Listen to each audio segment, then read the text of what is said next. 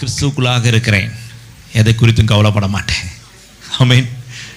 சொல்லுங்களேன், நான் கிறிஸ்துவுக்குள்ளாக இருக்கிறேன், நான் எதை குறித்தும் கவலைப்பட மாட்டேன். ஆமென் சொல்லுங்களேன், கையாசிச்சு சொல்லுங்க. நான் என் ஆண்டவருக்குள்ளாக இருக்கிறேன், நான் எதை குறித்தும் கவலைப்பட மாட்டேன். ஹல்லேலூயா. என் ஆண்டவருக்குள்ளாக நான் இருக்கிறேன், நான் கிறிஸ்துவுக்குள்ளாக நான் இருக்கிறேன், நான் எதை குறித்தும் நான் கவலைப்பட மாட்டேன். கையாசி சொல்லுங்க. டோன்ட் ஃபீல் பண்ணாதீங்க. அவர் இருக்கிறார், நம்ம ஆண்டவர் இருக்கிறார், ரட்சகர் இருக்கிறார், அவர் சிங்காசனத்தில் உயிரோடு இருக்கிறார். ஹல்லேலூயா. அவர் சிங்காசனம் உயிரோடு இருக்கிறார். ஹல்லேலூயா. அவர் நம்ம நிச்சயமாக நடத்துவார். விசுவாசத்தை மாத்திர விடாதீங்க, விசுவாசத்தை மாத்திர விடாதீங்க. அவர் மேல வைக்கிறத பற்றுதலை விடாதீங்க, அவர் மேல வைக்கிறத நம்பிக்கையை விடாதீங்க. ஒரு ஆமென் சொல்லுங்க. மனுஷங்க சொல்லுவாங்க, என்ன அவரை பிடிச்சி என்ன பண்ண போற, வியாகுலப்படுத்துவாங்க. நம்பிக்கை விசுவாசத்தை அற்று போகும்படியாக பேசுவாங்க. ஒரு ஆமென் சொல்லுங்களேன். பெருசா இருக்கு பிரச்சனைன்னு சொல்லுவாங்க. நீங்க சொல்லணும், அதை விட பெரியவார் சேனைகளின் கர்த்தர் பெரியவர் எங்களுக்குள்ளாக இருக்கிற. கையை தட்டி ஹல்லேலூயா, ஆமென், ஹல்லேலூயா. கிறிஸ்துவுக்குள் என் ஜீவன் இணைந்து மறைந்துள்ளது. கையை மேல தூக்கி, நான் அல்ல, கிறிஸ்துவே எனக்குள்ள வாழ்கிறார், எனக்கு ஒரு குறையும் இல்லை. இந்த பாடலை பாடி தெய்வ சமூகத்தில் மகிழ்ச்சியா கடந்து வரலாமா? Glory to God. கையை தட்டி உற்சாகமா.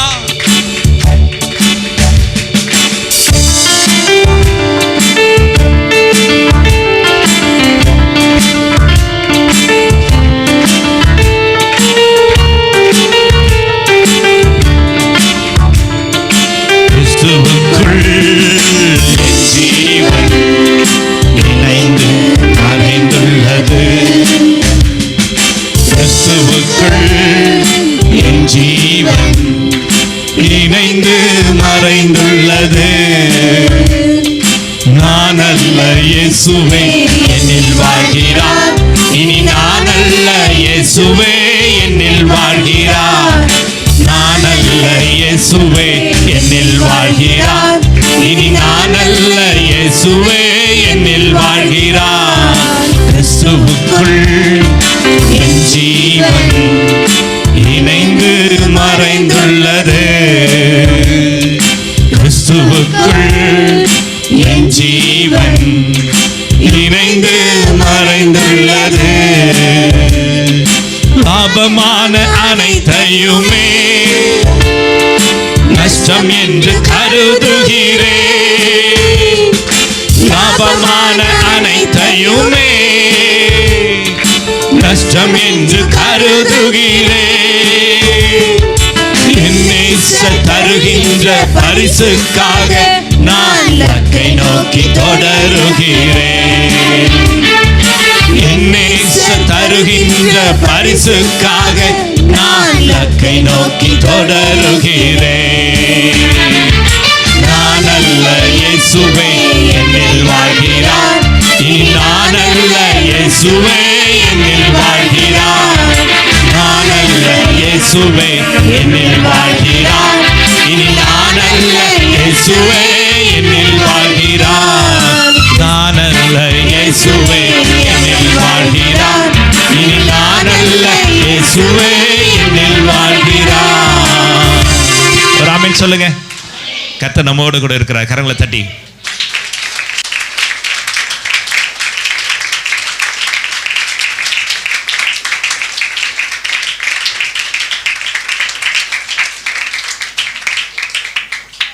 ஒரு 48 வருஷத்துக்கு முன்னாடி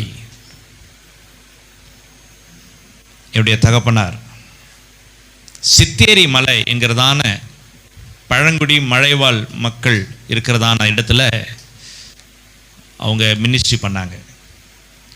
சோப்புன்னா தெரியாது, ஷாம்புன்னா தெரியாது, குளிக்க மாட்டாங்க, ப்ரஷ் பண்ண தெரியாது, நாகரிகம் தெரியாது, ட்ரெஸ்ஸுன்னா தெரியாது, ரோடு இல்லை. 25 கிலோமீட்டர் எதுவாக இருந்தாலும் கீழே வந்து தான் என்ன பண்ணணும், வாங்கிட்டு போகணும். குளிக்க மாட்டாங்க. நாகரிகம் தெரியாத ஜனங்களுக்கு மத்தியில் மலை பாம்புங்க, நரி, மான் இப்படியா இருக்கிறதான விலங்குகள் மத்தியில் அவங்க அங்கே ஊழியத்தை செய்தாங்க. ஒரு 2 வாரத்துக்கு முன்னாடி என்னோட ஒரு சகோதரர் பேசினார். பாஸ்டர், நாங்கள் மிஷினரி ஊழியம் பண்ணுறோம், 50 வருஷம் கம்ப்ளீட் ஆகும்போது பிளெஸ்ஸிங் அந்த ஒரு மினிஸ்ட்ரி. யார் யாருக்கோ கேட்டோம், யாருக்குமே இந்த மினிஸ்ட்ரி பற்றி தெரியல. அப்போது ஒருத்தர் சொன்னாங்க, ரொம்ப வருஷத்துக்கு முன்னாடி அங்கே ஊழியம் பண்ணாங்க, ஒரு குடும்பம் இருக்குது அப்படி சொல்லிட்டு உங்கள்கிட்ட சொன்னாங்க. அப்பாவை பார்க்கணுன்னு சொன்னாங்க. நான் சொன்னேன், அப்பா இறந்துட்டாரு, அம்மா இருக்கிறாங்க அப்படி சொன்னேன். அவங்க தேடி வந்தாங்க, வந்து மம்மிக்கிட்ட பேசினாங்க. பேசும்போது எப்படி இருந்துச்சு அங்கெல்லாம் அப்படி சொல்லும்போது எங்கிட்ட சொல்லியிருக்கிறாங்க, கட்லிக்கில் மலைப்பாம்பெல்லாம் படுத்துட்டு இருக்குமா. ஒரு ஆமீன் சொல்லுங்கள். அங்கே ஊழியம் செஞ்சுருக்கிறாங்க. எதுவாக இருந்தாலும் நடக்கணும் இங்கேருந்து. இப்போ ரோடெல்லாம் போட்டாங்க, பஸ்ஸெல்லாம் போயிட்டுருக்கு. 50 வருஷங்கள் அந்த ஜூப்ளி, கோல்டன் ஜூப்ளி கொண்டாடணும். இதை குறித்து யாருக்கா தெரியுமான்னு சொன்னால் யாருக்குமே தெரியல. சொல்லும்போது பாஸ்டர் அம்மாக்கிட்ட வந்தாங்க. வந்தவங்க பேசும்போது பாஸ்டர் அம்மா பேசுகிறாங்க, இவங்க தெரியுமா, அவங்க தெரியுமா, அவங்க தெரியுமா, இவங்க தெரியுமா. 50 வருஷத்துக்கு முன்னாடி அங்கே தான் இருந்தோம் நாங்கள். அந்த பழைய வாழ்க்கையை குறித்து பேசும்போது அங்கே இருக்கிறவர், அங்கே மினிஸ்ட்ரி பண்ணவர் ஜெயராஜ் என்று சொல்லவர் 50 வருஷத்துக்கு முன்னாடி இவங்களை கைட் பண்ணியிருக்கிறாங்க. ஒரு ஆமீன் சொல்லுங்கள். அவர் பேசுகிறாங்க. பேசும்போது அவர் கேட்குறாரு, எவ்வளோ நாளைச்சு கல்யாணம் ஆகி சின்ன பொண்ணா நீ வந்த, எப்படி பேசுகிறாங்க. அவங்க சொல்கிறாங்க, அண்ணா அதெல்லாம் நான் மறந்துட்டேன், அதெல்லாம் எனக்கு தெரியாது, இப்போ எங்களுக்கு 10 பிள்ளைங்க இருக்கிறாங்க. ஒரு ஆமீன் சொல்லுங்கள். 50 வருஷத்துக்கு முன்னாடி பார்த்த ஜெயராஜ் பிரதர் இன்னும் ஊழியத்தின் பாதையில் இருக்கிறார். கையை தட்டி.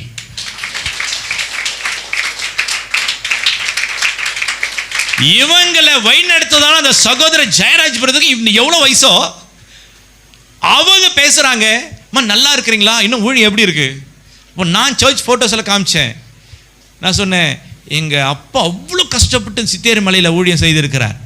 50 வருஷங்கள் இப்போது அந்த இடத்துல ரீச் பண்ண போகிறாங்க.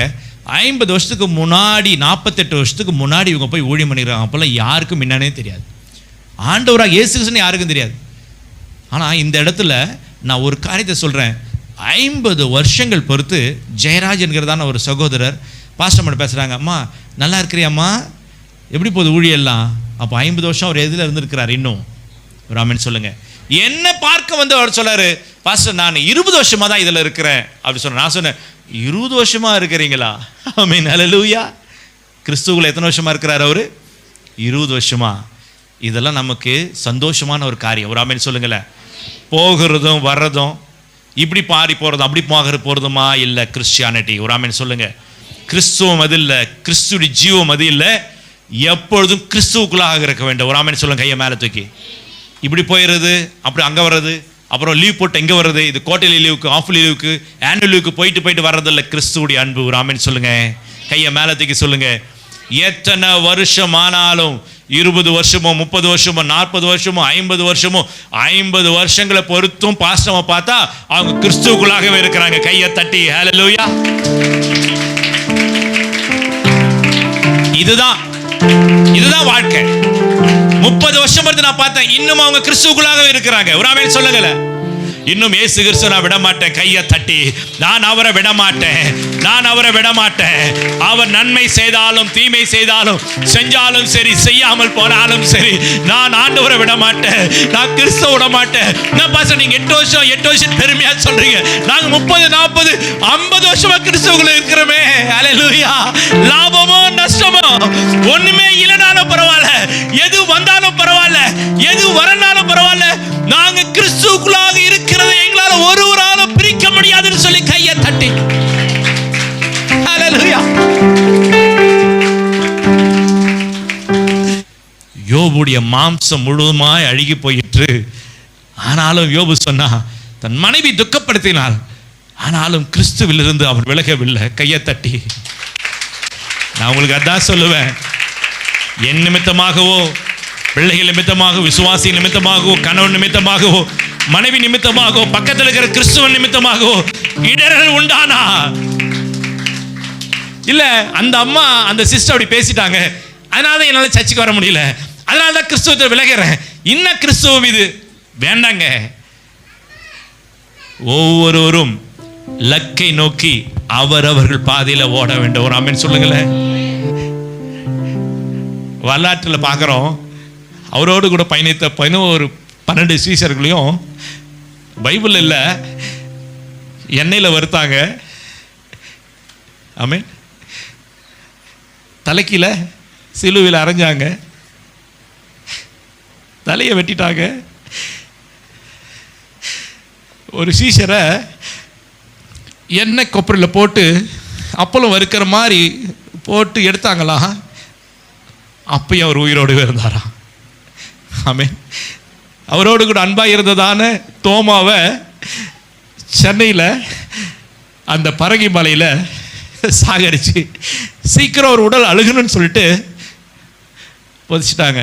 சென்ட் தாமஸ் மவுண்ட் சென்னையில் இருக்குது, பரங்கி மலை. ஆண்டவரோடு கூட ஊழியம் செய்த சீஷரில் ஒருத்தர் தோமா சென்னை பகுதியில் வந்து ஊழியம் செய்திருக்கிறார். அவரை கொலை பண்ணிட்டாங்க. சரி, நம்மளுக்கெல்லாம் அப்படிலாம் ஒன்றும் வரலைங்க. சின்ன சின்ன விஷயம் வந்தால் உடனே ஆண்டவரை விட்டுட்டு போயிடுறது, ஆண்டவர் உதாசீனப்படுத்துறது. அந்த அம்மா அப்படி பேசிட்டாங்க, அதனால் கிறிஸ்துக்குள்ளே போக மாட்டேன். யார் என்ன பேசினாமா, உன்னை அழைத்த ஒரு ஆண்டவரை இயேசு கிறிஸ்து கையை தட்டி. பேதுரு பாருங்க, கத்தி எடுத்து வெட்டினான், அரண்மனை உச்சத்தில் இருந்தான். ஆனாலும் கடைசி வரை கர்த்தருக்குள்ளாக இருந்து அவன் மரித்து போனான். நீ சிலுவையில் அவரை போலவே அறையணும். நான் சொன்னான், எனக்கு இயேசு கிறிஸ்துக்கு ஒரு வித்தியாசம் இருக்கணும். அவரை இப்படி அரைஞ்சிங்க, என்ன தலைக்கீழ அறையுங்க. இயேசு கிறிஸ்து பிரசங்கிக்காது சொன்னாங்க, தலையை வெட்டிட்டாங்க. ஆமென், அல்லேலூயா. இப்படியான பாடுகள் மத்தியில் தாங்க ஊழியத்தை செய்து கொண்டு இருக்கிறார்கள். நான் உங்களிடத்துல இந்த ஹம்பிள் ரிக்வெஸ்ட், நான் தாழ்மையோடு கெஞ்சி கேட்குறேன், என்ன பார்க்காதீங்க, உங்களுக்குள்ளாக கிறிஸ்துவை பாருங்க. என்ன ஃபோக்கஸ் பண்ணாதீங்க, உங்களை எழுத்த கிறிஸ்துவை பாருங்க.